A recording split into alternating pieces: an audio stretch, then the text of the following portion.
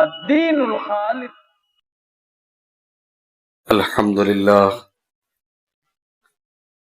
نحمده ونستعينه ونستغفره ونعوذ بالله من شرور أنفسنا ومن سيئات أعمالنا من يهده الله فلا مضل له ومن يضلل فلا هادي له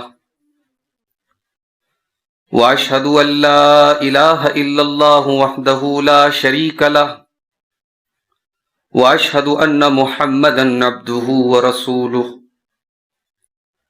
يا أيها الذين آمنوا اتقوا الله حق تقاته ولا تموتن إلا وأنتم مسلمون يا أيها الناس اتقوا ربكم الذي خلقكم من نفس واحدة وخلق منها زوجها وبث منهما رجالا كثيرا ونساء واتقوا الله الذي تساءلون به والأرحام إن الله كان عليكم رقيبا يا أيها الذين آمنوا اتقوا الله وقولوا قولا سديدا يصلح لكم أعمالكم ويغفر لكم ذنوبكم ومن يطع الله ورسوله فقد فاز فوزا عظيما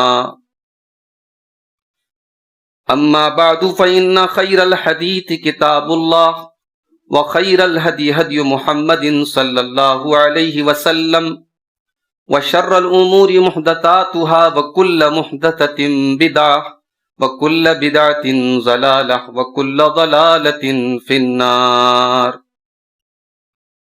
اعوذ باللہ من الشیطان الرجیم بسم اللہ الرحمن الرحیم والعصر ان الانسان لفی خسر الا الذین آمنوا وعملوا الصالحات وتواصوا بالحق وتواصوا بالصبر. محترم علماء کرام، بزرگوں اور دوستوں، نوجوان ساتھیوں، اللہ کی توفیق سے آج راجہ پورہ کی اس مسجد میں پہلی مرتبہ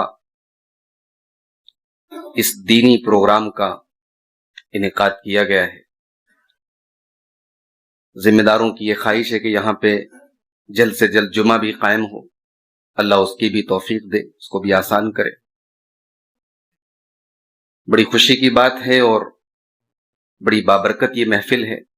ابھی آپ نے دل کی سختیوں اور اس کے اسباب کے تعلق سے برادر گرامی شیخ ظفر نعمان مکی صاحب کی پرمغز تقریر سماعت کی. اللہ ہم سب کو اپنے دل پر توجہ دینے کی توفیق عطا فرمائے، آمین. خطبہ مسنونہ کے بعد قرآن کریم کی سب سے چھوٹی سورتوں میں سے ایک سورت سورۃ العصر کی تلاوت کی گئی. یہ قرآن کی 114 سورتوں میں 103 نمبر کی سورت ہے اور اس کے اندر ٹوٹل 3 آیتیں ہیں. بہت چھوٹی سورت ہے، مگر اس کی اہمیت کا اندازہ اس سے لگائیے کہ صحابہ کرام جب ایک دوسرے سے ملاقات کرتے تھے تو سلام بعد میں کرتے تھے، پہلے سورہ عصر کی تلاوت کرتے تھے. بالکل صحیح روایت ہے، بیہقی اور طبرانی کی صحیح روایت کہ ایک صحابی جب دوسرے صحابی سے ملتے تھے، یقرأ احدہما علی الآخر سورۃ العصر، تو سامنے والے کو سورہ عصر پڑھ کے سناتے تھے، پھر وہ بھی سناتا تھا. ثم یسلم احدہما علی الآخر، پھر سلام کرتے تھے. یعنی اس سورت کے اندر ایسی کیا خاص بات ہے کہ صحابہ کرام سلام کے پہلے یہ سورت پڑھتے تھے، ریمائنڈر کرتے تھے، میں آپ کو سنا رہا ہوں، آپ مجھے سنائیں. کچھ تو ہے اس کے اندر. امام شافعی رحمۃ اللہ علیہ اس سورت کے بارے میں کہتے ہیں کہ لو ما انزل اللہ علی خلقہ حجتا الا هذه السورہ لکفتہم.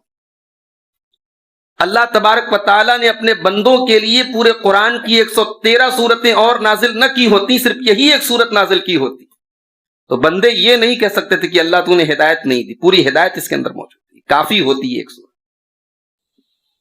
علماء کہتے ہیں کہ اس سورت کے اندر اللہ نے دین کے تمام اصولوں کو اکٹھا کر دیا ہے، دین کی بنیادوں کو اکٹھا کر دیا. دین کس چیز کا نام ہے؟ اس صورت کے اندر اللہ نے بتا دیا ہے۔ آئیے دیکھتے ہیں صورت کریمہ کو۔ بسم اللہ الرحمن الرحیم۔ والعصر، قسم ہے زمانے کی، ان الانسان لفی خسر، بے شک تمام کے تمام انسان گھاٹے میں ہیں، خسارے میں ہیں، لاس میں ہیں۔ یہاں اللہ تعالیٰ نے قسم کھائی، والعصر۔ ایک سوال تو یہ پیدا ہوتا ہے کہ اللہ قسم کھا رہا ہے؟ بھئی دنیا میں ہم قسم کیوں کھاتے ہیں؟ سامنے والے کے بارے میں جب ہمیں یہ ڈاؤٹ ہو کہ میری بات اگر ہم نارملی بات کریں گے تو نہیں مانے گا، تو ہم قسم کھاتے ہیں اپنی بات کی تاکید کے لیے۔ کیا نعوذ باللہ اللہ تعالیٰ کو ایسا ڈاؤٹ ہے؟ نہیں۔ ومن اصدق من اللہ حدیثا، اللہ سے بڑھ کے سچا کون ہے؟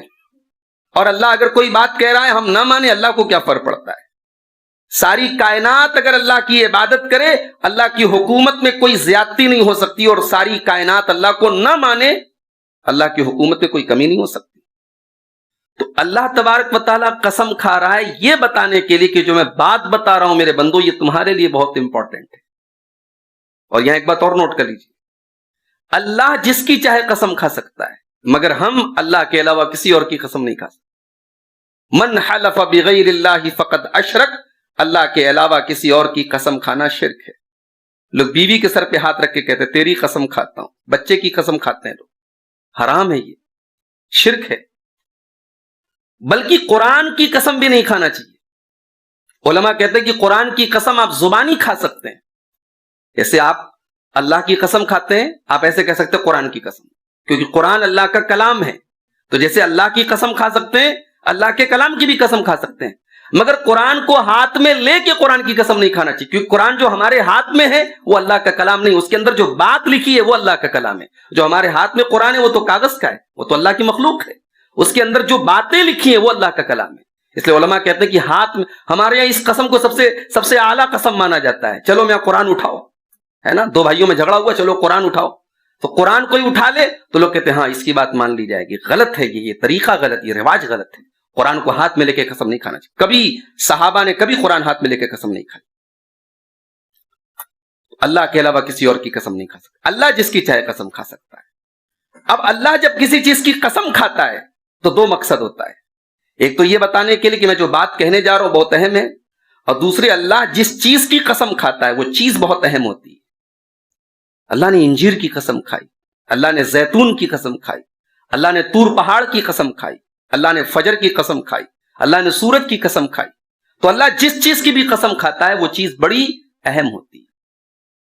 تو یہاں اللہ کس چیز کی قسم کھا رہا ہے؟ والعصر، زمانے کی قسم۔ اللہ زمانے کی قسم کیوں کھا رہا ہے؟ اس لیے کہ سب کچھ زمانے ہی میں تو ہو رہا ہے، یہ رات اور دن کی گردش ہی میں سب کچھ ہو رہا ہے، یہ زمانہ اللہ ہی نے بنانا ہے، یہ وقت اللہ ہی نے بنایا ہے۔ تو اللہ نے یہاں ٹائم کی قسم کھائی ہے، اور انسان کی سب سے بڑی پونجی اس کا ٹائم۔ اس لیے بعض سلف کہتے ہیں کہ اس سورت کریمہ کا مطلب میں نے برف بیچنے والے سے سیکھا۔ ایک برف بیچنے والا تھا، جیسے جیسے دن ڈھل رہا تھا وہ بیچارہ چلا رہا تھا اور کہہ رہا تھا کہ کوئی میرا برف خرید لے اس کے پہلے کہ میری پونجی ختم ہو جائے۔ جیسے جیسے دن ڈھل رہا ہے بیچارے کی برف گل رہی ہے، وہ کہہ رہا ہے میرا کیپٹل ختم ہو رہا ہے، میری پونجی ختم ہو رہی ہے، کوئی میرا برف خرید لے اس کے پہلے کہ میری پونجی ختم ہو جائے۔ کہتے ہیں اس آدمی سے میں نے اس سورت کا مطلب سمجھا۔ انسان کی پونجی اس کا ٹائم ہے میرے بھائی۔ انسان، آپ یہ دیکھیے دسمبر کا مہینہ ہے، 31 دسمبر کی رات میں لوگ نئے سال کا جشن مناتے ہیں۔ پوری دنیا میں شاید سال بھر میں اتنی شراب نہیں پی جاتی جتنی 31 دسمبر کی رات پی جاتی ہے۔ بڑے بڑے ہوٹل بک ہوتے ہیں، کتنی رنگ رلیاں منائی جاتی ہیں۔ حالانکہ نئے سال کا آنا اس کا یہ مطلب نہیں کہ ہم جشن منائیں، یہ تو ہمارے کندھے پر اور ذمہ داری آ گئی کہ صاحب ہماری زندگی کا ایک سال اور کم ہو گیا، ہماری کتاب کا ایک پنا اور پلٹ گیا، ایک ورق اور الٹ گیا، ایک اور اینٹ گر گئی دیوار حیات سے، اور ناداں یہ کہہ رہا ہے نیا سال مبارک۔ انسان کی سب سے بڑی پونجی اس کا وقت ہے میرے بھائی۔ اسی لیے اللہ کے پیارے نبی فرماتے ہیں اغتنم خمسن قبل خمسن، 5 چیزوں کی قدر کرو 5 چیزوں کے آنے سے پہلے۔ شبابک قبل حرمک، اپنی جوانی کی قدر کرو بڑھاپے کے آنے سے پہلے۔ وصحتک قبل سقمک، اپنی تندرستی کی قدر کرو بیماری کے آنے کے پہلے۔ کتنے لوگ ہیں کل تک صحت مند تھے, اچھے خاصے تھے, چلتے تھے, پھرتے تھے, آج بستر پڑے صاحب, موت کی, زندگی کی گھڑیاں گن رہے ہیں, موت کا انتظار کر رہے ہیں. اگر اللہ نے آپ کو صحت دی ہے میرے بھائی, اللہ کا شکر ادا کیجیے اور اس تندرستی کی قدر کیجیے. وَغِنَاكَ قَبْلَ فَقْرِكَ, اپنی دولت کی قدر کرو اس کے پہلے کہ تم فقیر ہو جاؤ. آج آپ دوسروں کو دینے کے لائق ہیں, کہیں ایسا نہ ہو کہ کل لینے کے لائق ہو جائیں. آج دوسرے آپ کے آگے ہاتھ پھیلاتے, اللہ نہ کرے وہ حالات نہ آ جائیں کہ آپ کو کسی کے آگے ہاتھ پھیلانا پڑے. اگر اللہ نے آپ کو غنی بنایا ہے, مالدار بنایا ہے, تونگر بنایا ہے, حیثیت والا بنایا ہے, تو اس کی قدر کریں, اس کی حفاظت کریں, اس وقت کو اللہ کی رضا کے لیے استعمال کریں. وَفَرَاغَكَ قَبْلَ شُغْلِكَ, اور آگے اللہ کے نبی فرماتے کہ اپنے ٹائم کی قدر کرو اس کے پہلے کہ تم بزی ہو جاؤ. بہت سارے ایسے نیکی کے کام ہیں جو آج آپ کر سکتے, کل نہیں کر پائیں گے. انسان کبھی کبھی کہتا ہے نا فلاں, اب جیسے یہ پروگرام ہو رہا ہے, میں ابھی کئی لوگوں کو میں نے ٹیلی فون کر کے کہا کہ بھائی صاحب آپ کے محلے میں پروگرام ہے, کیوں نہیں آ رہے آپ؟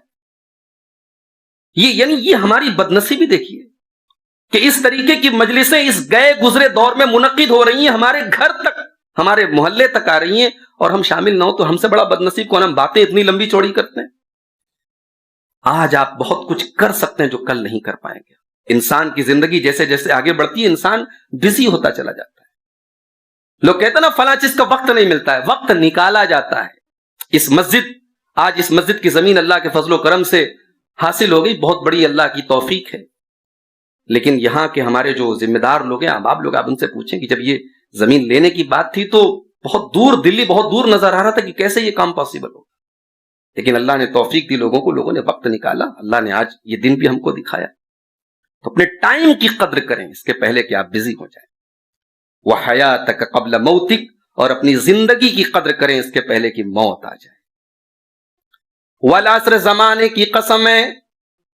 اور ایک مطلب اس کا علماء نے یہ بھی لیا ہے کہ عصر کے ٹائم کی قسم ہے. عصر کا ٹائم جو ہوتا ہے یہ اس بات کی علامت ہوتی ہے کہ اب دن ڈھلنے والا ہے, اب دن اپنے آخری ٹائم پر ہے. تو دنیا کی عصر بھی ہو چکی ہے, اب دنیا کی مغرب ہونے والی ہے. اللہ کے نبی کے آنے کے بعد اب قیامت کے ہم قریب ہوتے چلے جا رہے ہیں. اب یہ نبی کے جو دور ہے یہ دنیا کی عصر ہے, اب دنیا کی مغرب آنے والی ہے, اب دنیا ختم ہونے والی ہے. اس میں انسان کو یہ انڈیکیٹ کیا گیا ہے کہ اے انسان, تیری زندگی کی عصر کا ٹائم آ چکا ہے, اب تیری زندگی کا سورج غروب ہونے والا ہے. اب آپ عبداللہ ابن عمر کی جو حدیث آپ نے سنی, اسی حدیث کو یہاں آپ یاد کر لیجیے کہ شام ہو جائے تو صبح کا انتظار مت کرو, صبح ہو جائے تو شام کا انتظار کرو. ہر شام کو یہ سوچ کر کے سو جاؤ کہ آج اگر مر گئے تو کس حال میں مریں گے. اور اللہ کے نبی فرماتے ہیں کل عبد یبعث علی ما مات علیہ, بندہ جس حال میں مرے گا اسی حال میں کل قیامت کے دن اٹھایا جائے. جب بھی دل کوئی گناہ کا کام کرنے کا ارادہ کرے میرے بھائی, آپ سوچئے کہ اسی حال میں اگر اللہ نے اٹھا لیا تو ہم کیا جواب دیں گے. عصر کی قسم. اور بعض علماء کہتے ہیں کہ یہاں عصر سے مراد عصر کی نماز ہے. پانچوں ٹائم کی نماز میں جو عصر کی نماز ہے وہ بیچ کی نماز ہے. اسی لیے اللہ نے عصر کی نماز کی خاص طور سے تاکید کی ہے. حافظوا علی الصلوات والصلاۃ الوسطی, تمام نمازوں کی حفاظت کرو, خاص طور سے بیچ والی نماز کی, عصر کی نماز کی. عصر کی نماز کے بارے میں اللہ کے نبی فرماتے ہیں جس کی عصر کی نماز چھوٹ گئی, من فاتہ صلاۃ العصر, جس کی عصر کی نماز چھوٹ گئی, فکأنما وطر اہلہ ومالہ, گویا کہ اس کا مال ہلاک ہو گیا, اس کے اہل و عیال ہلاک ہو گئے. عصر کی نماز عام طور سے دو وجہ سے چھوٹتی ہے, یا تو آدمی دوپہر میں قیلولہ کر رہا ہے, سو رہا ہے, چھوٹ گئی, یا پھر آدمی کاروبار میں بزی ہے, مارکیٹ میں بزی ہے, چھوٹ گئی. یا تو آرام کی وجہ سے چھوٹتی ہے, کام کی وجہ سے چھوٹتی ہے عصر کی نماز. اسی لیے فجر اور عصر ان دو نمازوں کی بڑی تاکید ہے. من صلی البردین دخل الجنہ, جو دو ٹھنڈی نمازوں کو پڑھتا ہے وہ ضرور جنت میں جائے گا. تو عصر سے مراد یہاں عصر کی نماز بھی ہو سکتی ہے. تو زمانے کی قسم یا عصر کے ٹائم کی قسم یا عصر کی نماز کی قسم. ان الانسان لفی خسر, بے شک تمام کے تمام انسان گھاٹے میں ہیں. خسر کہتے ہیں ایسا گھاٹا جس کی ریکوری نہ ہو سکے, ایسا لاس, ایسا نقصان جس کی تلافی نہ ہو سکے, جس کو پورا نہ کیا جا سکے. دنیا میں آپ کاروبار کرتے ہیں, گھاٹا ہوا کل پروفٹ ہوگا. لیکن یہاں اللہ جس لاس کی بات کر رہا ہے, یہ لاس اس کی ریکوری نہیں ہو سکتی. یہ کون سا لاس ہے؟ یہ آخرت کا لاس. یہ آخرت کا لاس ہے میرے بھائی. اللہ نے قرآن کے 18ویں پارے میں سورہ مومنون میں فرمایا فَمَن ثَقُلَتْ مَوَازِينُهُ فَأُولَٰئِكَ هُمُ الْمُفْلِحُونَ. جس کا نام اعمال, نیکیوں کا نام اعمال, نیکیوں کا پلڑا بھاری ہوگا, وہ کامیاب ہونے والوں میں سے ہوگا. وَمَنْ خَفَّتْ مَوَازِينُهُ فَأُولَٰئِكَ الَّذِينَ خَسِرُوا أَنفُسَهُمْ فِي جَهَنَّمَ خَالِدُونَ. اور جن کا نام اعمال, جن کی نیکیوں کا پلڑا ہلکا ہوگا اور گناہوں کا پلڑا بھاری ہوگا, وہ خسارہ اٹھانے والے, نقصان اٹھانے والوں میں سے ہوں گے, وہ جہنم میں رہیں گے. اصل خسارہ یہ ہے کہ آپ کی آخرت برباد ہو جائے. دنیا میں لاکھوں کروڑوں کما لیا, پراپرٹی بنا لی, بچے سکون سے ہیں, آپ کا فیوچر اسٹیبلش ہو گیا, سب کچھ ہے. آخرت میں کہاں رہیں گے آپ؟ ان الانسان لفی خسر. بے شک تمام کے تمام انسان گھاٹے. اللہ نے انسان کہا, آدم کے سارے بیٹے اس میں آ گئے, گورا, کالا, لمبا, ناٹا, عربی, اجمی, پوری دنیا کے انسان اس میں آ گئے. تمام کے تمام انسان گھاٹے میں. اور لفی خسر کہا. عربی گرامر میں جب فی آ جائے تو فی ظرفیت کا معنی دیتا ہے, یعنی صرف گھاٹے میں نہیں ہے, گھاٹے میں ڈوبا ہوا ہے پورا. سارے کے سارے انسان گھاٹے میں ڈوبے ہوئے. الا الذين امنوا وعملوا الصالحات وتواصوا بالحق وتواصوا بالصبر. تمام کے تمام انسان گھاٹے میں ہیں, مگر 4 صفتیں جن کے اندر پائی جائیں وہ گھاٹے میں نہیں ہیں. 4 چیزیں جن کے اندر پائی جائیں وہ گھاٹے میں نہیں ہیں, وہ پروفٹ میں, وہ فائدے میں. الا الذين آمنوا, سب سے پہلی چیز کہ وہ ایمان والے بن جائیں. اللہ اکبر. ایمان دنیا کی سب سے قیمتی پونجی ہے. ایمان. شکر کیجیے اللہ کا, آپ کے پاس ایمان ہے, آپ کے پاس توحید ہے. بڑے بڑے ارب پتی قیامت کے دن ترسیں گے اس دولت کے لیے جو آپ کے پاس ہے. الا الذین آمنوا. بھائی بینک کا چیک ہے, اس پر آپ 1 کروڑ روپیہ لکھ دیجئے, لیکن جس کا اکاؤنٹ ہے اس کی سگنیچر ہی نہ ہو, لیتے رہیے آپ چیک. کیا مطلب اس چیک کا؟ اللہ کے اعمال کی چیک پر سگنیچر ایمان کا ہوگا. ایمان کے بغیر اللہ تعالیٰ کے یہاں کسی عمل کا کوئی مطلب نہیں. قرآن کا 15واں پارہ اٹھائیے. من کان یرید العاجلۃ عجلنا له فیہا ما نشاء لمن نرید. میرے بندو, اگر تم دنیا کے طلبگار ہو تو ٹھیک ہے, دنیا تو ہم دیں گے جس کو چاہیں گے, اور جتنی چاہیں گے دنیا دیں گے. ثم جعلنا له جہنم یصلاها مذموما مدحورا. لیکن اگر صرف دنیا کے طلبگار ہو تو جہنم ملے گی. وَمَنْ أَرَادَ الْآخِرَةَ وَسَعَى لَهَا سَعْيَهَا وَهُوَ مُؤْمِنٌ فَأُولَئِكَ كَانَ سَعْيُهُمْ مَشْكُورًا. لیکن ہاں اگر آخرت چاہیے تو آخرت کے لیے 3 کام کرنا پڑے گا. وَمَنْ أَرَادَ الْآخِرَةَ, آخرت کے لیے ارادہ کرنا پڑے گا. آخرت, بھئی جنت آپ کو ایسے نہیں ملے گی, جنت کے لیے ارادہ کرنا پڑے گا. وَسَعَى لَهَا سَعْيَهَا, اور اس کے لیے کوشش کرنی پڑے گی. وَهُوَ مُؤْمِنٌ, اور ایمان والا بننا پڑے گا. ارادہ کرنا پڑے گا, کوشش کرنی پڑے گی, اور ایمان والا بننا پڑے گا. یہ 3 چیزیں اگر آپ کے اندر ہیں فَأُولَئِكَ كَانَ سَعْيُهُمْ مَشْكُورًا, آپ کی نیکیوں کی اللہ کے یہاں پوری پوری قدر کی جائے گی. اللہ کے یہاں نیکی کی قدر ایمان کے بغیر نہیں ہے میرے بھائی. قرآن کریم کے 3 پارے کی آخری آیت دیکھیے. ان الذين كفروا وماتوا وهم كفار فلن يقبل من احدهم ملء الارض ذهبا ولو افتدى به اولئك لهم عذاب اليم وما لهم من ناصرين.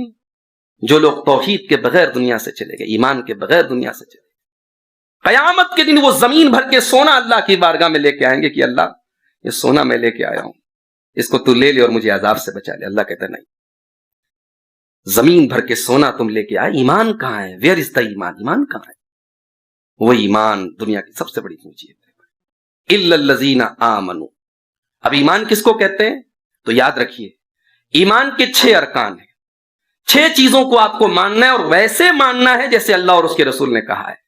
ان تؤمن باللہ وملائکتہ وکتبہ ورسلہ والقدر خیرہ وشرہ. اللہ پر ایمان لانا ہے, اس کی کتابوں پر, اس کے رسولوں پر, اس کے فرشتوں پر, تقدیر پر, اور قیامت کے دن پر 6 چیزوں پر ایمان لانا ہے، جیسے اللہ نے کہا ہے، جیسے رسول نے کہا ہے۔ الا الذین آمنوا، تمام کے تمام انسان گھاٹے میں سوائے ان لوگوں کے جو ایمان لائے، وعملوا الصالحات، اور نیک عمل کیا۔ اللہ نے یہ نہیں کہا عمل کیا، اللہ نے کہا عملوا الصالحات، نیک عمل کیا۔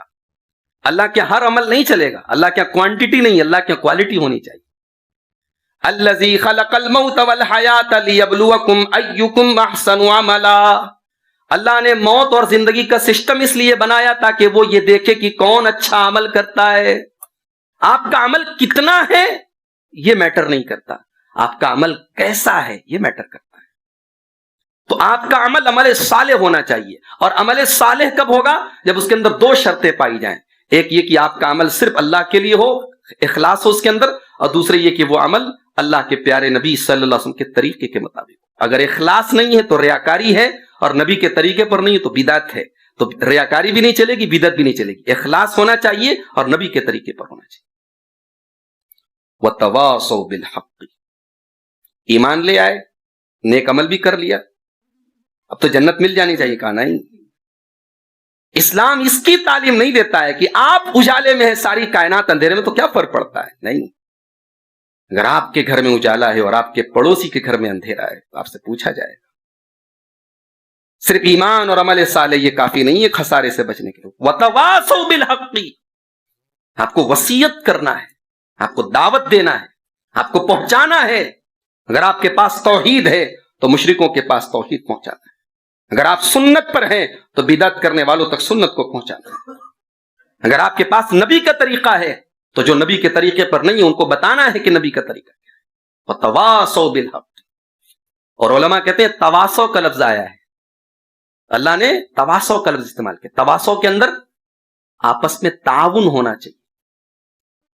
دین کی دعوت کا کام ہم لوگ سوچتے علماء کریں، نہیں صاحب، دین کی دعوت کا کام علماء کریں گے، ساتھ میں جو آدمی جس حیثیت کا ہے، کسی کے پاس مال ہے، کسی کے پاس جسمانی طاقت ہے، کسی کے پاس ذہنی طاقت ہے، ہر آدمی اپنے حساب سے آپ غور کیجئے کہ آپ کی زندگی کا کون سا ایسی چیز ہے آپ کی جو آپ اللہ کے دین کے لیے استعمال کر سکتے، اس کے استعمال کیجئے۔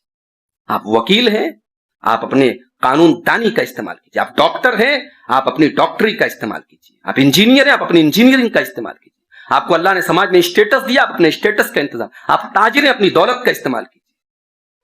وَتَوَاصَوْا بِالْحَقِّ، حق کی وصیت کرنا ہے۔ ہم نے کہا بھائی دعوت و تبلیغ تو علماء کا کام ہے، جی نہیں، یہ سارے مومنوں کا کام ہے۔ اللہ نے فرمایا سورہ توبہ کے اندر وَالْمُؤْمِنُونَ وَالْمُؤْمِنَاتُ بَعْضُهُمْ أَوْلِيَاءُ بَعْضٍ، تمام کے تمام مومن مرد ایک دوسرے کے سپورٹر ہیں، مددگار ہیں۔ یَأْمُرُونَ بِالْمَعْرُوفِ وَيَنْهَوْنَ عَنِ الْمُنکَرِ، وہ نیکیوں کا حکم دیتے ہیں، وہ برائیوں سے روکتے ہیں۔ نیکی کا حکم دینا اور برائی سے روکنا، دعوت و تبلیغ کا کام کرنا، یہ ہم ہر مسلمان کی ذمہ داری ہے، اپنی اپنی حیثیت کے مطابق۔ وَتَوَاصَوْا بِالْحَقِّ، اور یہاں اللہ نے یہ نہیں کہا کہ ایمان کی تبلیغ کرنا ہے، نیک عمل کی تبلیغ، اللہ نے کہا حق کی تبلیغ کرنا۔ حق کیا ہے؟ حق وہ ہے جو اوپر سے آیا ہے۔ کسی کتاب کی تبلیغ کریں، ہم بزرگوں کی حکایتوں کی تبلیغ کریں، دنیا اسے تبلیغ کہے، اللہ اور اس کے رسول کی نظر میں وہ تبلیغ نہیں۔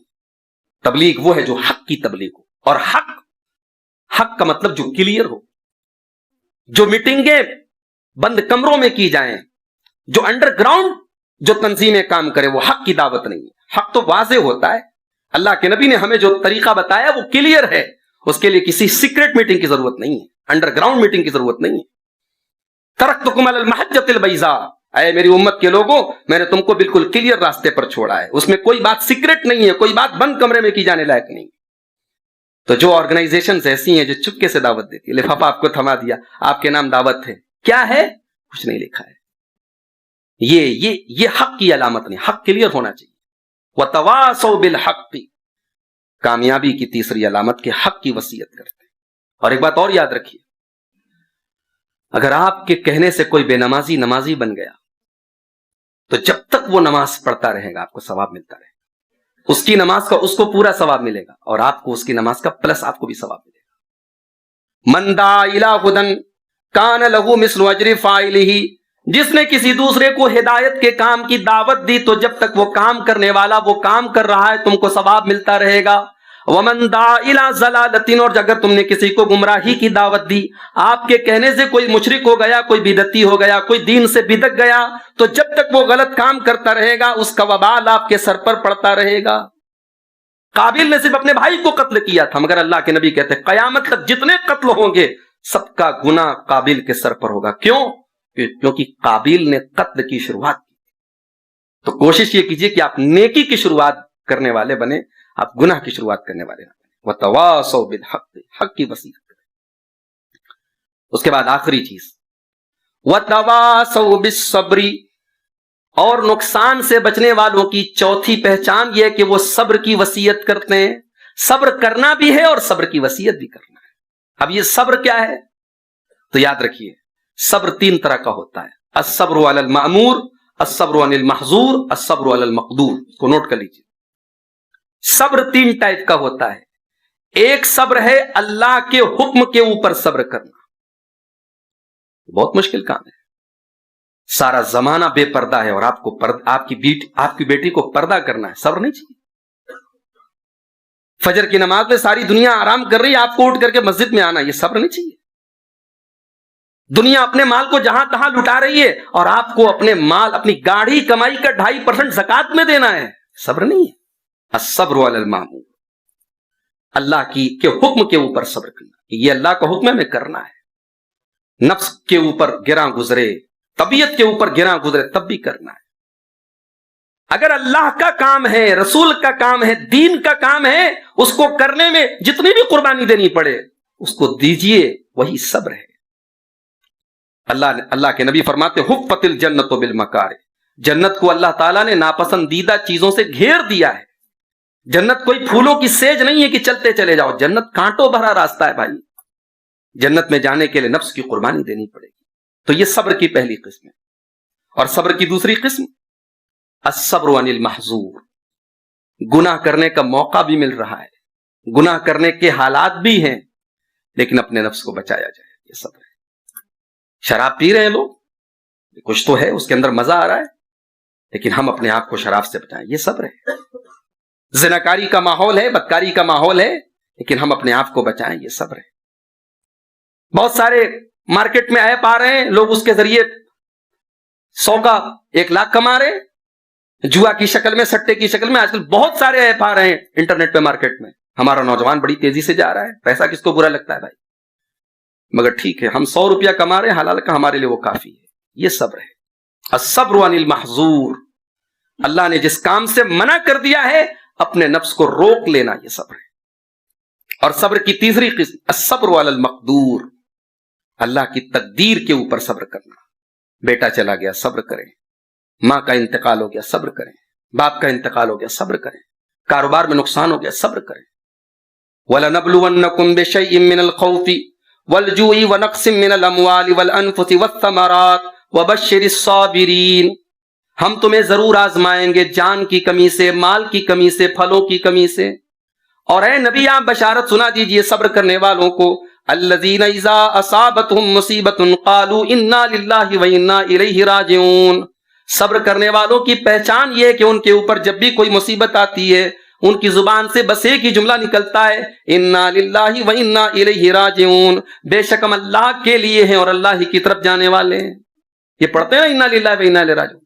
یہ صرف مرنے پر نہیں پڑھنا ہے بھائی، کوئی بھی نقصان ہو، کوئی بھی مصیبت آئے، اس کو پڑھ لیا کرو. اور اس کو عقیدے کے ساتھ پڑھا کرو. اس کو صرف زبانی مت پڑھو، عقیدے کے ساتھ پڑھو، اس کو سمجھ کے پڑھو. اس کا مطلب کیا ہے؟ انا للہ we are the property of اللہ، ہم اللہ کی پراپرٹی ہیں، ہمارا مالک اللہ ہے، ہمارا سب کچھ اللہ کا ہے. اس نے بیٹا دیا تب بھی اس کا شکر ہے. حضرت عروہ بن زبیر حضرت عائشہ کے بھانجے تھے، بہت بڑے تابعی ہیں. حضرت عائشہ کی زیادہ تر حدیثیں انہی سے روایت. عروہ بن زبیر سفر میں جا رہے تھے، سفر میں جا رہے تھے اور پیر میں کوئی تکلیف ہو گئی، پیر ان کا کاٹنا پڑ گیا. اور جب پیر کاٹا گیا تو عروہ بن زبیر کی زبان سے جو الفاظ نکلے میرے بھائی علامہ ابن کثیر نے نقل کیا ہے وہ نوٹ کرنے کے قابل. کہا کہ اے اللہ جو تو نے دیا ہے اس پر بھی تیرا شکر ہے، اور جو تو نے لے لیا اس پر بھی تیرا شکر ہے۔ اے اللہ اگر آج ایک پیر میرا کاٹا گیا تو میرا ایک پیر اور 2 ہاتھ سلامت ہیں، اگر تو چاہتا تو یہ بھی سلامت نہ رہتے، اللہ یہ ہے تو میرے 2 ہاتھ اور 1 پیر تو سلامت ہے، تیرا شکر ہے۔ دمشق پہنچے تو اپنے ایک بیٹے کے انتقال کی خبر آئی، لوگوں نے سوچا اب شاید عروہ بن زبیر کی زبان سے کچھ شکوہ کے کلمات نکلے، کہا کہ اے اللہ تو نے جو دے دیا اس پر بھی تیرا شکر ہے، جو تو نے لے لیا اس پر بھی تیرا شکر ہے، میرے تو 9 بیٹے ہیں، ایک بیٹے کو تو نے لے لیا، تیری مرضی تھی، تیری مشیت تھی، اے اللہ 8 بیٹے تو نے دیے ہیں، میں تیرا شکر ادا کرتا ہوں۔ یہ ہے صبر، یہ ہے صبر۔ اللہ کے پیارے نبی نے اپنی زندگی میں 3 بیٹیوں کا جنازہ اٹھایا۔ کہتے ہیں نا دنیا کا سب سے بھاری جنازہ جو ہے والدین کے لیے اپنی اولاد کا جنازہ ہوتا ہے۔ اللہ کے نبی نے اپنی 3 بیٹیوں کا جنازہ اٹھایا، اپنے سارے بچوں کو، اولاد نرینہ کو بچپن میں مرتے ہوئے دیکھا تھا اللہ کے نبی۔ لیکن کیا اللہ کے نبی کے مشن میں کوئی فرق آیا؟ آپ ایموشنل ہو گئے کہ میرے ساتھ اتنی بڑی ٹریجڈی ہو گئی؟ آپ کا کام چلتا رہا۔ حضرت خدیجہ کا انتقال ہوا، قدم قدم پہ ساتھ دینے والے چچا کا انتقال ہوا، لیکن نبی کا مشن نہیں رکا۔ نبی کو ایسا لگا کہ میں تو ٹوٹ گیا ہوں، اللہ نے کہا وَالضُّحَىٰ وَاللَّيْلِ إِذَا سَجَىٰ مَا وَدَّعَكَ رَبُّكَ وَمَا قَلَىٰ۔ اے نبی ایسا نہیں ہو سکتا، آپ کا رب آپ کو کبھی اکیلا نہیں چھوڑے گا، آپ کا رب آپ کے ساتھ، اپنے مشن میں لگے رہیے، اپنے کام میں لگے رہیے۔ وَتَوَاصَوْا بِالصَّبْرِ، صبر کی وصیت کرنا ہے۔ یہ بات نوٹ کر لو میرے بھائی، حق کی دعوت آپ دیں گے اور یہ امید کریں گے کہ لوگ آپ کا استقبال کریں گے تو آپ بہت بڑی غلط فہمی کے شکار ہیں۔ بھئی نبیوں سے اچھی تو آپ کی دعوت نہیں ہو سکتی نا، نبیوں سے اچھا انداز آپ کا نہیں ہو سکتا۔ نبیوں کا یہ حال تھا کہ نبیوں کا مذاق اڑایا گیا، کتنے ایسے نبی دنیا میں آئے کہ ان کے اوپر ایک آدمی ایمان لانے والا نہیں تھا۔ نوح علیہ السلام بیچارے 950 سال تک تبلیغ کرتے رہے اور ان کی کشتی میں گنے چنے علماء کہتے ہیں 70 یا 80 لوگ ان کی کشتی میں سوار ہوئے۔ 950 سال کی تبلیغ کا رزلٹ ہے کہ 70-80 لوگ ان کی کشتی میں سوار ہوئے۔ اللہ نے کہا وما آمن معه الا قلیل، نوح علیہ السلام کے ساتھ مٹھی بھر لوگ ایمان لائے۔ تو دعوت دین جو ہے یہ کام آپ کو کرتے رہنا ہے، ماننے والے مانیں گے، نہیں ماننے والے نہیں مانیں گے، صبر کرنا ہے آپ کو۔ وتواصوا بالصبر۔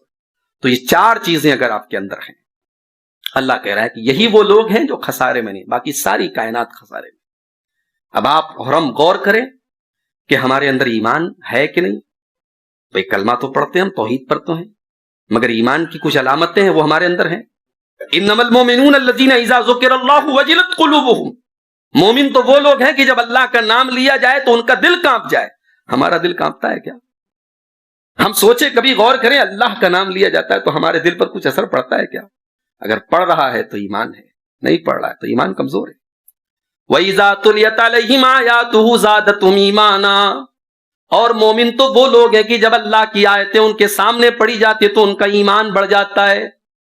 وَعَلَىٰ رَبِّهِمْ يَتَوَكَّلُونَ، اور جو ہر حال میں اللہ کے اوپر بھروسہ کرتے ہیں۔ یہ ایمان کی علامتیں ہیں۔ تو غور کریں کہ آپ کے اندر یہ علامتیں ہیں کہ نہیں۔ پھر دیکھیے کہ آپ جو عمل کر رہے ہیں وہ عمل صالح ہے کہ نہیں۔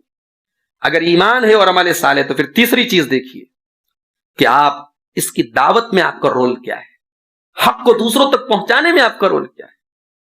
حکیم دیندار خاں میوات ہریانہ کے رہنے والے ایک بزرگ تھے، بہت بڑے عالم نہیں تھے۔ میں بچپن میں دیکھتا تھا اپنے دادا کے پاس کہ حکیم دیندار خاں کی چھوٹی چھوٹی کتابیں، پتلے پتلے پمفلٹ رکھے رہتے تھے۔ اس وقت مجھے اندازہ نہیں تھا یہ کون ہے۔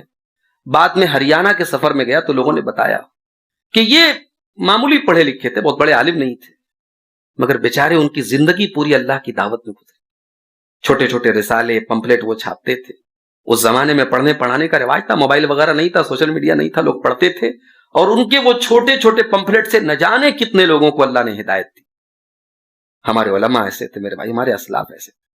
شاہ اسماعیل شہید رحمت اللہ علیہ دلی کے چکلے پر گئے، وہاں کی فاحشہ عورتوں کے پاس گئے، ان کو دین کی دعوت پہنچائی۔